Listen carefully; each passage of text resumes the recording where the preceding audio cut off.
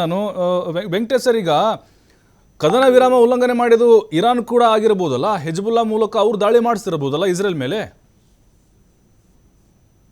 ಈಗ ನೋಡ್ರಿ, ಇದು ಊಹೆ ಪೋಹೆ ಏನಂತಂದ್ರೆ ಇದು ಇಟ್ ಇಸ್ ಕ್ವೈಟ್ ಕಾಮನ್. ಇವೆಲ್ಲ ಏನಂತಂದ್ರೆ ವಾರ್ ಟೈಮ್ಸ್ ಅಲ್ಲಿ ಇದರ ಆಕ್ಚುಲಿ ಬ್ಯಾಕ್ ಗ್ರೌಂಡ್ ದಲ್ಲಿ ಏನ್ ಆಕ್ಚುಲಿ ನಡೀತಾ ಇದೆ ಎಂಬುದು, ಯಾಕಂದ್ರೆ ನಮ್ಗೆ ಆಕ್ಚುಲಿ ಸ್ಥಿತಿ ಇದು ಗೊತ್ತಾಗೋದಿಲ್ಲ. ಬಟ್ ಡೆಫಿನೆಟ್ಲಿ ಒಂದು ಒಂದು ಅಸೆಸ್ಮೆಂಟ್ ಯಾರಾದ್ರೂ ಮಾಡ್ತಾ ಹೋದ್ರೆ, ಒಂದು ಅಸೆಸ್ಮೆಂಟ್ ಏನಿದೆ ಅಂತಂದ್ರೆ, ಈ ವಾರದಿಂದ ಅಶಾಂತಿ ಜಾಸ್ತಿ ಎಲ್ಲಿ ಆಯ್ತು? ಇಸ್ರೇಲ್ ಮತ್ತು ಅಮೆರಿಕದಲ್ಲಿ ಆಯ್ತು. ಯಾಕಂದ್ರೆ ಅವ್ರ ಪ್ರಜೆಗಳಿಂದ ಅವ್ರ ವಿರುದ್ಧ ಏನಂತಂದ್ರೆ ಪ್ರೊಟೆಸ್ಟ್ ಮಾಡ್ಲಿಕ್ಕೆ ಶುರು ಮಾಡಿದ್ರು, ಎಲ್ಲಿ? ಅಮೆರಿಕ ಮತ್ತು ಇಸ್ರೇಲ್ದಲ್ಲಿ. ಆದ್ರೆ ಇರಾನ್ದಲ್ಲಿ ಪ್ರೋ ಪ್ರೊಟೆಸ್ಟ್ ಅಂದ್ರೆ ದೇಶ ಸಲುವಾಗಿ ಜನರು ಬಂದ್ರು. ಅಂದ್ರೆ ನಿಮ್ದು ಎಂಟೈರ್ ಗ್ರಿಡ್ ಸಿಸ್ಟಮ್ ಹೊಡಿತೀವಿ ಅಂತ ಅಂದ್ಕೊಳ್ಳೇನೆ ಆ ದಿವಸ ಲಕ್ಷಾನುಗಟ್ಲೆ ಜನ ಬಂದು ಅದನ್ನ ಗಾರ್ಡ್ ಮಾಡಕ್ ಬಂದ್ರು. ಸೊ ಇದು ಬೇಸಿಕ್ ಡಿಫರೆನ್ಸ್ ಇದೆ. ಆಮೇಲೆ ಎಷ್ಟೋ ಟಾಪ್ ಜನರಲ್ಸ್, ಬ್ಯೂರೋಕ್ರಾಟ್ಸ್ ಅಮೆರಿಕನ್ ಇದರಲ್ಲಿ ರಿಸೈನ್ ಮಾಡಿದ್ರು ಅಥವಾ ಸ್ಯಾಕ್ ಆದ್ರು. ಆ ತರ ಸ್ಥಿತಿ ನೀವು ಇರಾನ್ದಲ್ಲಿ ಕಂಡು ಬರಕ್ ಆಗೋದಿಲ್ಲ. ಇಸ್ರೇಲ್ದಲ್ಲಿ ಕಂಪ್ಲೀಟ್ ಏನಂತಂದ್ರೆ ಒಳಗೆ ಏನ್ ನಡೀತಾ ಇದೆ ಎಂಬುದು ಕಂಪ್ಲೀಟ್ಲಿ ಸೀಕ್ರೆಸಿ ಇದೆ. ಯಾಕಂದ್ರೆ ಅಲ್ಲಿ ಯಾವ್ದು ಮೀಡಿಯಾಗ ರಿಪೋರ್ಟ್ ಮಾಡ್ತಕ್ಕಂಥದ್ದಿಲ್ಲ. ಯಾರಾದರೂ ವಿಡಿಯೋಸ್ ಆಗ್ಲಿ ಪಿಕ್ಚರ್ಸ್ ಆಗ್ಲಿ ಅಲ್ಲಿಂದ ತೆಗೆದು ಬೇರೆ ಕಡೆ ಕಳಿಸಿದ್ರೆ ಅವ್ರಿಗೆಲ್ಲ ಪನಿಷ್ಮೆಂಟ್ ಇದೆ, ಮತ್ತೆ ಜೈಲ್ ಟರ್ಮನ್ ಇದೆ.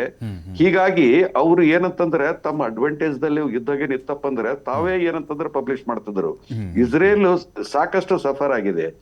ಸೊ ಹೀಗಾಗಿ ಇದು ಇಸ್ರೇಲ್ ಮಾಡ್ತಾ ಇದೆಯೋ ಅಥವಾ ಏನಪ್ಪ ಅಂದ್ರೆ ಬೇಕು ಅಂತಲೇ ಇರಾನ್ ಕಡಿಸ್ತಾ ಇದೆಯೋ ಅಂತ ಯಾರಿಗೂ ನಿಶ್ಚಳವಾಗಿ ಏನಪ್ಪ ಅಂದ್ರೆ ಇದೇ ಕರೆಕ್ಟ್ ಅಂತ ಹೇಳಕ್ ಆಗೋದಿಲ್ಲ. ಬಹುಶಃ ಗೆಸ್ ಮಾಡಬಹುದು. ಗೆಸ್ ಪ್ರಕಾರ ಈಗ ಇನಿಷಿಯಲಿ ಪ್ರಿಲಿಮಿನರಿ ಪ್ರೈಮಾ ಫೇಸಿ ಏನಂತಂದ್ರೆ ಯುದ್ಧ ಮುಗಿತಂದ್ರೆ ನೇತನ್ಯಾಹುಗೆ ಡಿಸ್ಅಡ್ವಾಂಟೇಜ್. ಬಟ್ ಈಗ ನೇತನ್ಯಾಹುಗೆ ರಿಕವರಿ ಮಾಡ್ಲಿಕ್ಕೆ ಅಥವಾ ತನ್ನ ವ್ಯಕ್ತಿತ್ವ ಏನಪ್ಪ ಅಂದ್ರೆ ಇಂಪ್ರೂವ್ ಮಾಡ್ಲಿಕ್ಕೆ ಏನು ಚಾನ್ಸ್ ಇಲ್ಲ. ವಾಟ್ ಎವರ್ ಇಟ್ ಈಸ್ ಏನಂತಂದ್ರೆ ಅಮೆರಿಕದ ಮಾತು ಕೇಳ್ಕೊಂಡು ಸುಮ್ಮನೆ ಕೂಡೋದೇ ಬೇಸು. ಯಾಕಂತಂದ್ರೆ ಮಿಲಿಟರಿಯಲ್ಲಿ without America Israel is nothing. But at the same time Jewish lobby ಅಮೆರಿಕದಲ್ಲಿ ಎಷ್ಟು ಸ್ಟ್ರಾಂಗ್ ಇದೆ ಅಂತಂದ್ರೆ ಏನಂತಂದ್ರೆ we are not that kind of experts ಏನಪ್ಪ ಆ ಲೆವೆಲ್ದಲ್ಲಿ ಯಾವ್ಯಾವ ಗೇಮ್ ಆಡ್ತಾ ಇದ್ದಾರೆ ಎಂಬುದು. ಸೊ ಇಲ್ಲಿ ಡೆಫಿನೆಟ್ಲಿ ಏನಂತಂದ್ರೆ ಇರಾನ್ ತಯಾರಿ ಆಗಿದೆ. So if again war is thrust ಏನಂತಂದ್ರೆ ಅವರು till the last man, last round, last soldier ವರೆಗೆ ಫೈಟ್ ಮಾಡ್ತಾರೆ. ಅವರು ಚೆನ್ನಾಗಿ ಫೈಟ್ ಮಾಡಿದ್ದಾರೆ 3 ವರ್ಷಗಳು. ಇದರೊಳಗೆ ಗ್ರೌಂಡ್ ಟ್ರೂಪ್ಸ್ ಇವ್ರಿಗೆ ಹಾಕ್ಲಿಕ್ಕೆ ಸಾಧ್ಯನೇ ಇಲ್ಲ ಎಲ್ಲಿ ಇರಾನ್ದಲ್ಲಿ. ಯಾಕಂದ್ರೆ ಇರಾಕ್ದಲ್ಲಿ ಅದು ಒಂದು 30 ವರ್ಷಗಳ ಹಿಂದೆ ಪ್ಲೇನ್ ಡೆಸರ್ಟ್ ಇದ್ದಂತ ಏರಿಯಾದಲ್ಲಿ 7.5 lakh ಟ್ರೂಪ್ಸ್ ಅಮೆರಿಕಾಗೆ ಹಾಕ್ಬೇಕಾಗಿತ್ತು. ಮತ್ತೆ 7-8 months ಏನಪ್ಪಾ ಅಂದ್ರೆ ಯುದ್ಧ ಮಾಡ್ಬೇಕಾಗಿತ್ತು. ಅವಾಗ ಇರಾಕ್ ನ ಕಂಪ್ಲೀಟ್ ಕಂಟ್ರೋಲ್ ಅಲ್ಲಿ ತಗೊಂಡ್ರು. Iran 4 times larger territory, mountainous territory, rugged terrain, motivated soldiers, war ಏನಪ್ಪಾ ಅಂದ್ರೆ ಏನಪ್ಪಾ ಅಂದ್ರೆ ಅವ್ರದ್ದೆಲ್ಲ ಮಿಸೈಲ್ಸ್, ವಾರ್ ಮೆಷಿನರಿ ಎಲ್ಲ ಅಂಡರ್ ಗ್ರೌಂಡ್ ಇದೆ. ಸೊ ಇದೆಲ್ಲ ಅಸೆಸ್ಮೆಂಟ್ ಅಮೆರಿಕನ್ಗಿದೆ. ಯುದ್ಧ ಇರಾನ್ ಜೊತೆಗೆ ನಾವು ಏನಪ್ಪಾ ಅಂದ್ರೆ ಕಂಟಿನ್ಯೂ ಎಷ್ಟು ದಿವಸ ಮಾಡ್ತಾ ಹೋಗ್ತೀವಿ, ನಮಗೆ ಏನಪ್ಪಾ ಅಂದ್ರೆ ಹಿನ್ನಡೆ ಆಗ್ತಾ ಹೋಗ್ತದೆ. ಹೌದು ಸರ್, ಈಗ ಹೊರ್ಮುಜ್ ಪದೇ ಪದೇ ಬಂದ್ ಮಾಡೋದ್ರಿಂದ ಜಾಗತಿಕವಾಗಿ ಆರ್ಥಿಕ ಪರಿಸ್ಥಿತಿ ಹದಗೆಟ್ಟು ಹೋಗ್ತಿದೆ, ಇನ್ಕ್ಲೂಡಿಂಗ್ ಇಂಡಿಯಾ ಕೂಡ ಹೌದು. ಬಟ್ ಎಲ್ಲೊಂದ್ ಕಡೆ ಬೇರೆ ಬೇರೆ ದೇಶಗಳ ಒಂದು ರಾಜತಾಂತ್ರಿಕ ಸಂಬಂಧ ಮತ್ತು ವ್ಯಾಪಾರ ವ್ಯವಹಾರ ಏನಿದೆ, ಇದು ಇರಾನ್ಗೆ ನಷ್ಟ ಆಗಲ್ವಾ ಅಂತ ಹೇಳಿ. ನಷ್ಟ ಆಗೋದಿಲ್ಲ. ನಷ್ಟ ಯಾಕಾಗೋದಿಲ್ಲ ಅಂತಂದ್ರೆ ಇದು ಪ್ರೆಷರ್ ಟೈಟ್ ಮಾಡಿದರೆ ಏನಪ್ಪಾ ಅಂದ್ರೆ ಈ ಒಂದು ಸೈಡ್ ಟೈಟ್ ಮಾಡಿದ್ರೆ ಪೇನ್ ಇನ್ನೊಂದ್ ಸೈಡ್ ಆಗ್ತಿರ್ತದೆ. ಅವ್ರು ಏನಪ್ಪಾ ಅಂದ್ರೆ ವರ್ಲ್ಡ್ ಎಲ್ಲ ಏನಂತಂದ್ರೆ ಯಾವಾಗ ಪೀಸ್ ಸಲುವಾಗಿ ಈಗ ಆಕ್ಚುಲಿ ಇವತ್ತಿನ ದಿವಸ ಮಾತಾಡ್ಬೇಕಂತಂದ್ರೆ ಪೀಸಿಗೆ ಆಲ್ರೆಡಿ ಇರಾನ್ ತಯಾರಾಗಿದ್ದರು, ಡೀಲಿಗೆ ತಯಾರಾಗಿದ್ದರು, ಸೈನ್ ಕೂಡ ಡಿಜಿಟಲ್ ಸೈನ್ ಕೂಡ ಆಗಿದೆ. ನಾವು ಹೂ ವೈಲೇಟೆಡ್ ದಟ್ ಕ್ವಶನ್ ಅಲ್ಲಿಂದ ಸ್ಟಾರ್ಟ್ ಆಗ್ತದ.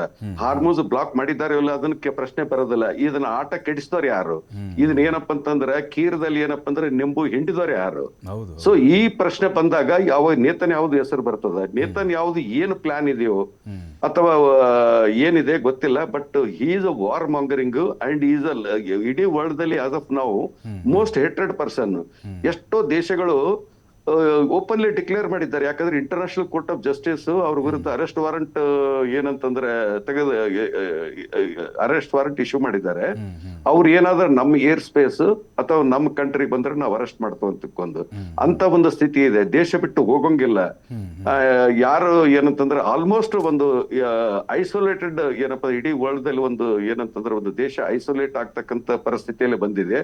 ಬಟ್ ಮುಂದ ಇವ್ರು ಏನಾದ್ರೂ ಬೇಲ್ಔಟ್ ಮಾಡಬೇಕು, ಸ್ಟಾಬಿಲೈಸ್ ಮಾಡಬೇಕು ಅಂತಂದ್ರೆ ಅಮೆರಿಕಾಗೆ ಅಷ್ಟೇ ಸಾಧ್ಯ ಅದ. ಸರ್ ಬಟ್ ಮತ್ತೆ Middle East- ಇಸ್ರೇಲ್ ಮನಸ್ಥಿತಿ ಸರ್, ಈಗ ನೇತನ್ಯಾಹು ಅಥವಾ ಇಸ್ರೇಲ್ ಮನಸ್ಥಿತಿ ಆಂಟಿ ಮುಸ್ಲಿಂ ಅಂದ್ರೆ ಮುಸ್ಲಿಂ ವಿರೋಧಿ ಅಥವಾ ಆ ಥರದ ಟಾರ್ಗೆಟ್ ಧರ್ಮದ ಆಧಾರದ ಮೇಲೆ ಅವ್ರು ಟಾರ್ಗೆಟ್ ಇಲ್ವಾ ಇಲ್ಲಿ ಹಾಗಾದ್ರೆ?